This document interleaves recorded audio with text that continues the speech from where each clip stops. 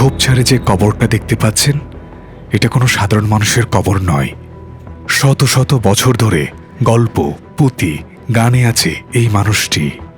চট্টগ্রাম তথা বিশাল একটা অংশের মানুষ এখনো স্মরণ করেন এই মানুষটিকে। দূর দূরান্তের কোনো পল্লীতে হঠাৎ বেজে ওঠে তাকে নিয়ে গান।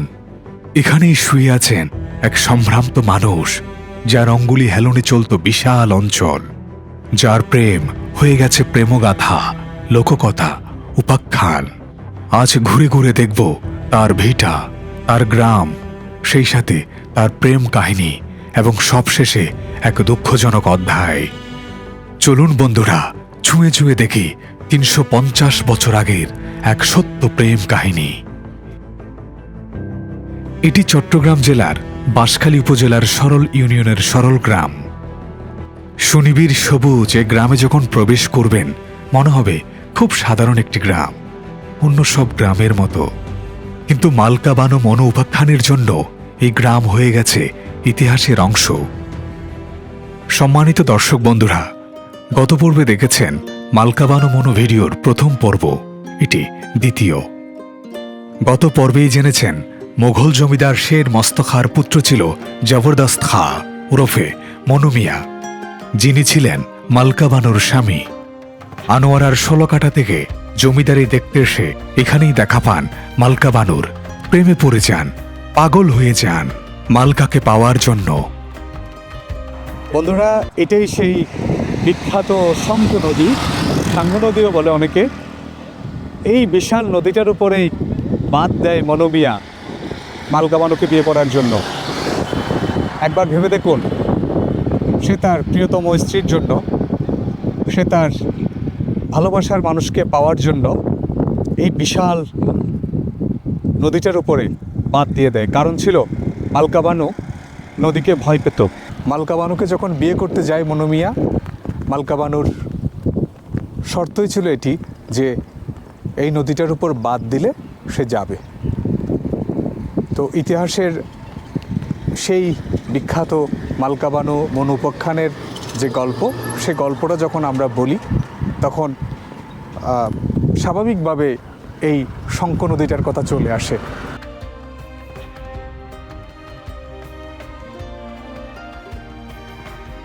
তৈলার দ্বীপ সেতু, যেটি শঙ্খ নদীর উপরে, পার হলেই বাঁশখালী। দৃশ্যটা একটু একটু বদলাতে শুরু করে। দুই পাশে দেখা যায় ছোট ছোট সবুজ পাহাড় আর টিলা। এই পাহাড়, টিলা আর সবুজের মধ্য দিয়েই আমাদের পথ চলে গেছে বাঁশখালীর দিকে, এমন এক গল্পের খোঁজে যে গল্প শত শত বছর পরেও মানুষের মুখে মুখে বেঁচে আছে।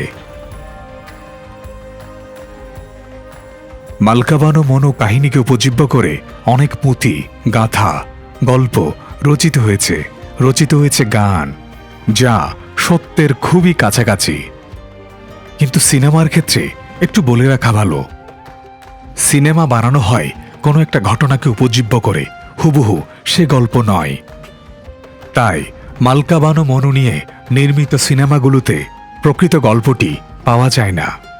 তাই তো সিনেমার শুরুতে লেখা থাকে উক্ত চরিত্র এবং গল্পকে উপজীব্য করে, হুবহু সে গল্প নয়। মালকা বানুর প্রেমে দেওয়ানা হয়ে জমিদার মনু মিয়া বারবার আসা যাওয়া করেন এই পথ দিয়ে সরল গ্রামে। ধীরে ধীরে স্থানীয় মানুষের কাছে ছড়িয়ে পড়তে থাকে মালকা বানু মনুর এই প্রেম কাহিনী। একজন আরেকজনকে ছাড়া বাঁচবে না, এমন একটা অবস্থা। জমিদার মনুর পক্ষ থেকে মক্তবের কাজীর মাধ্যমে সরাসরি বিয়ের প্রস্তাব নিয়ে যাওয়া হয় মালকা বানুর বাবার কাছে। তিনি ছিলেন এই অঞ্চলের জমিদার আমির মোহাম্মদ। একটা পর্যায়ে মালকা শর্ত দিলেন, নদীপথে নৌকা পারাপারে তার ভয় করে, তাই নিতে হবে সড়ক পথে। এই কথা শোনার পর মনে দেরি না করে নদে বাঁধ দিয়ে সড়ক তৈরি করে মালকাকে আনার সিদ্ধান্ত নেন। শঙ্খ নদীতে বাঁধ দেওয়ার প্রস্তুতিতে হাজার হাজার শ্রমিক নিয়োগ করা হলো। বাঁধ পুরোপুরি নির্মাণ শেষেই শুরু হয় বিয়ের আয়োজন। সেই বিয়ের আয়োজন নাকি চলছিল 1 মাস ধরে। 1 মাস ধরে খাওয়া দাওয়া, গান বাজনা। সেই জমজমাট বিয়ের আসর নিয়েও রচিত হয়েছে অনেক পুঁথি, অনেক পালা গান। সেসব গানে উঠে এসেছে মালেকা বানুরা 7 ভাই, এবং মনু মিয়া জমিদার হলেও তার তেমন কেউ ছিল না। মালেকা বানুর দেশে যাওয়ার সময় উঁচু নিচু টিলা পড়ে, সেই টিলা পেরিয়ে কেমনে যাবে বিয়ে করতে, এসব উঠে এসেছে। আরও উঠে এসেছে হয়তো বিয়ের সময় প্রচণ্ড ঝড় ছিল, সেই ঝড়ের কথা, সেই মেঘলা দিনের কথা, আকাশে বজ্রপাতের কথা। স্থানীয় বগাবিলের মাঝে আনন্দের আয়োজন হয়, সে আনন্দও চলে অনেকদিন, এসবও ফুটে ওঠে গানের মধ্যে। সম্মানিত বন্ধুরা, এটাই সেই 350 বছর আগে ঘটে যাওয়া একটা প্রেম উপাখ্যানের গ্রাম। আমরা একদম খুবই কাছাকাছি চলে এসেছি মালেকা বানুর ভিটার কাছেই, মালেকা বানুর সাম্রাজ্যের কাছেই, যেখানে তিনি জন্মগ্রহণ করেছেন, শৈশব কেটেছেন, বিয়ে হয়েছে এখান থেকে। এত এত বছর পরে কেমন আছে তার সেই গ্রাম, কেমন আছে তার ভিটা, কেমন আছে তার ভাইদের বংশধরেরা, সবকিছু জানবো আজকের এই ভিডিওতে। চোখ ভরে দেখে নিচ্ছিলাম মালেকা বানুর সে গ্রাম, সেই ভিটা। বইয়ের পাতায় পড়া সেই গ্রামটা কিভাবে চোখের সামনে যে ফুটে উঠছে, ভাবতে অবাক লাগছে, ইচ্ছে করছে সবকিছু ছুঁয়ে ছুঁয়ে দেখি। এই দেশের বিশাল একটা বিস্তৃত অঞ্চল জুড়ে যে গল্প রচিত, সেই গল্পের পটভূমি এখানেই, এটা ভাবতেই আশ্চর্য লাগছিল আমার কাছে।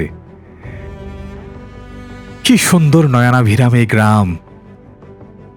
এটাই সেই প্রেমোপাখ্যানের মালেকা বানুর দেশ, এটাই মনু মিয়ার প্রেমের স্থল, যেখানে তিনি ছুটে ছুটে এসেছেন মালেকা বানুকে দেখার জন্য। এটা প্রেমোপাখ্যানের নায়িকা মালেকা বানুর বাড়ির সামনের অংশ। এটা সেই পুরনো প্রাচীন দিঘি, তাদেরই দিঘি। এই গ্রামটা এখনো এতটা প্রাকৃতিক, আপনি যখন যাবেন মনে হবে যেন 350 বছর আগের সেই মোগল আমলে আছেন। মসজিদের পাশেই পেয়ে গেলাম মালেকা বানুর ভাইদের এক বংশধরকে, জনাব দিদারুল কবির চৌধুরী, যিনি 7ম পুরুষ। আমাকে নিয়ে যাচ্ছেন মালেকা বানুর কবর দেখাতে। গত পর্বে দেখিয়েছিলাম আনোয়ারার 16 কাটা গ্রামে এক নিঃসঙ্গ শিমুল গাছের নিচে কবরে শুয়ে আছেন মালেকা বানুর স্বামী মনু মিয়া, আর এখানে শুয়ে আছেন মালেকা বানু নিজে। দুজন কেন দুই দিকে, সেই গল্পও জানবেন আজ এই ভিডিওতে। আসসালামু আলাইকুম, আমার নাম দিদারুল কবির চৌধুরী, বাবা মরহুম ফজলুল কবির চৌধুরী। আমরা মালেকা বানু চৌধুরীর ছোট ভাই দেওয়ান আলী চৌধুরীর বংশ পরম্পরা এখন 7ম পুরুষ। মালেকা বানু চৌধুরীর জন্ম, শৈশব, যৌবন এবং বিবাহোত্তর জীবন উনি একা কেটেছেন, কারণ বিবাহটা ওনার তেমন একটা সুখকর হয় নাই। তারপর উনি পিত্রালয়ে চলে আসেন। আসার পর থেকে উনি এখানে আসেন, এখানে আসেন, মৃত্যু এখানেই ছিলেন এবং মৃত্যুটা ওনার এখানেই হয়েছে। উনি এখানেই সমাহিত আছেন আমাদের মসজিদের দক্ষিণ পাশে শিরনিদ্রায় শায়িত। যতটুকু জানি এটাই ওনার কবর। যেহেতু উনি একজন মহিলা হিসেবে ওনার কবরটা আচ্ছাদন দেওয়া, এটা খুব সুন্দর ছিল। 91 ঘূর্ণিঝড়ের সময় এই কবরটা ভেঙে যায়। আমরা আছি এখন বাঁশখালীর সরল ইউনিয়নের সরল গ্রামে।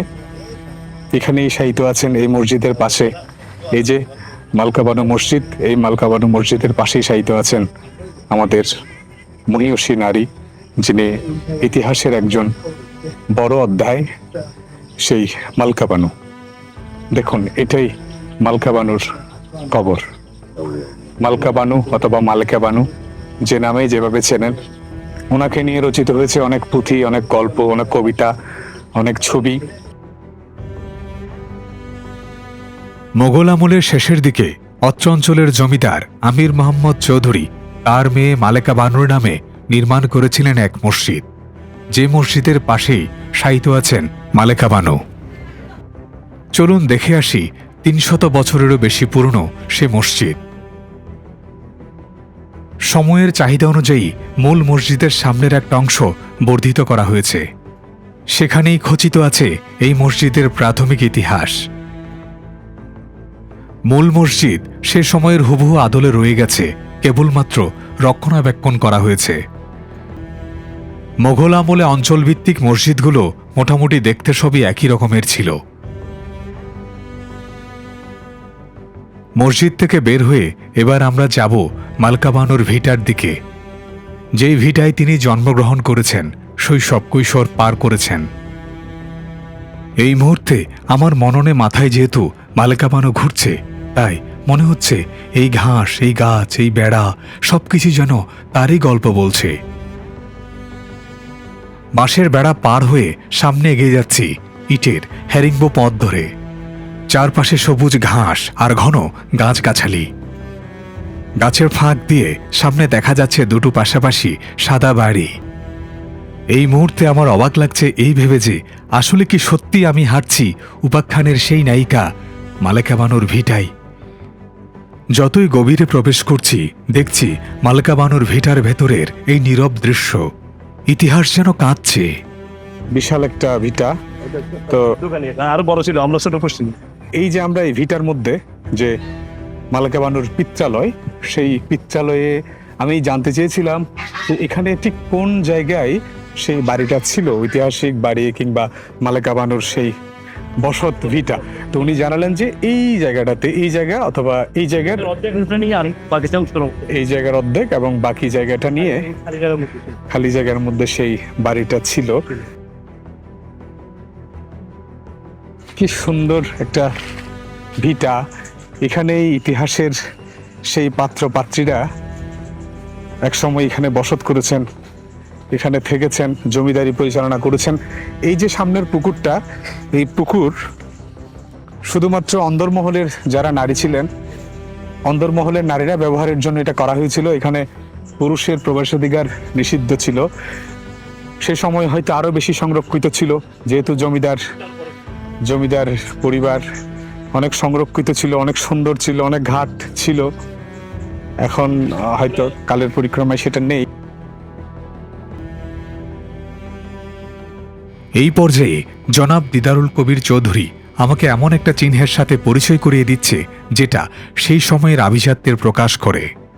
সেই সময়ের সম্ভ্রান্ত ভিটা কিংবা এলাকায় থাকত পরিখা। সেরকম একটা পরিখা আমরা দেখতে চলেছি, চলুন দেখি। এই যে এই ভিটার, এই যে আঙ্কেল যেটা বললো যে এই ভিটার চারপাশে চতুর্দিকে একটা এটা আমরা একটা নিরাপত্তা বেষ্টনী বলতে পারি, কিংবা গড় কিংবা পরীক্ষা যেটাই বলি। এই যে এটাই এই ইতিহাস যতটুক প্রাচীন, এই বাড়ি ভিটে যতটুক প্রাচীন, এই পরিকাঠাও ঠিক ততটুক প্রাচীন। যে দেখুন ওই যে ভিটার শুরু, এই ভিটাটা বিশাল বড়। সেই ভিটার চারপাশে করে এখনো পানি প্রবাহমান, এখনো সচল আছে। এই ঘন সবুজের মধ্যে এপাশ থেকে ওপাশে হাঁটছি।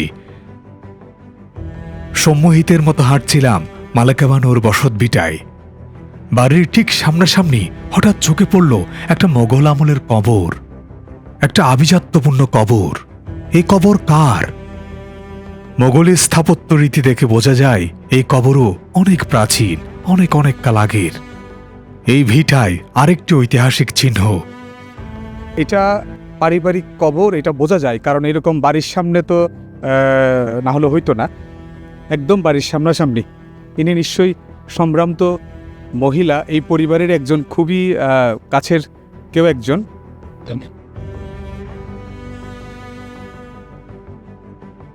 ইতিহাসের চরিত্র মালেকা বানু, সেই মালেকা বানুর বসত ভিটার চারপাশে হাঁটছি। সেই সাথে আছেন এই পরিবারেরই বংশধর জনাব দিদারুল কবির চৌধুরী।